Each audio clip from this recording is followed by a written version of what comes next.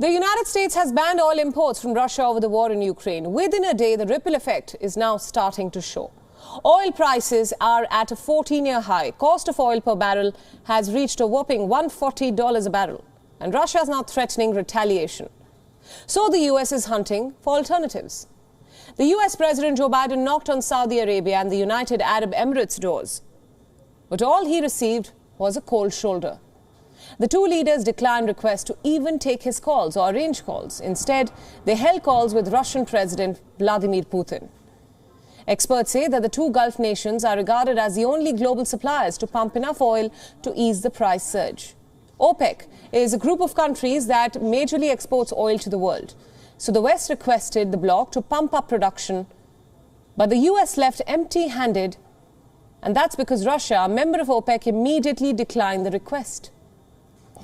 These are testing times for the United States and the two major Gulf nations. Under the former presidency, Saudi Arabia and the UAE forged deep ties with former President Donald Trump. He sided with them in regional disputes with Qatar, pulled the US out of the Iran nuclear deal, and even stood by the Saudi prince after the killing of journalist Jamal Khashoggi. But with Joe Biden in power now, relations remain tense. The 79-year-old called the Saudi kingdom a pariah. He condemned MBS's intervention in the Yemen war and refused to declare Houthis as terrorists. But of course, desperate times call for desperate measures. The US has approached Venezuela, a key ally of Russia, but also the owner of the world's biggest oil reserves. This is the first time that diplomatic channels between the two nations have opened in years. The nation was once one of the four main exporters of oil to the United States to get the oil flowing. Washington is even considering lifting sanctions against Caracas, but the reality is that the country is ill-prepared to start churning out more crude. The industry has seen years of mismanagement and corruption under President Nicolas Maduro.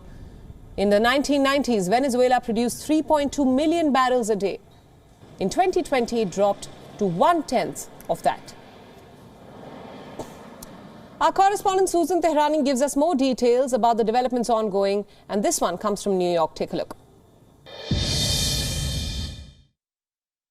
Overwhelming majority, according to a recent poll, if I'm not mistaken, 71% was the last one that I saw, of Americans do back the fact that banning Russian oil is the right thing to do. However, the problem is when we go further to see these polls on how the questions are being asked is how to move forward and how to really replace that Russian oil, and that's where the complications come in. You know, on the one hand, you have many within the president's own party and Republicans saying that the answer is literally under America's own feet. You can really become energy independent, bring down the price of oil by opening up fossil fuel production here in the U.S. right away. It would be a lot faster. It would bring the price of gas down. America can produce its own oil without importing oil from, by the way, Russia is a very small portion of imports in the United States. The majority is Canada, Mexico, and Saudi Arabia at this point. And now the United States is looking to countries like Venezuela and calling for outputs more from Saudi Arabia and possibly a nuclear deal with Iran. But it would be faster to produce here in the United States. So a lot of that poll that we're seeing, Americans are for producing their own oil here in the United States as opposed to getting it from Russia. That's one aspect of it. Another aspect of it is the president is not being clear that when their gas prices go up, when he says that Americans need to pay a price, then for how long and at what cost. When these prices go up. WION World is now available in your country. Download the app now and get all the news updates on the move.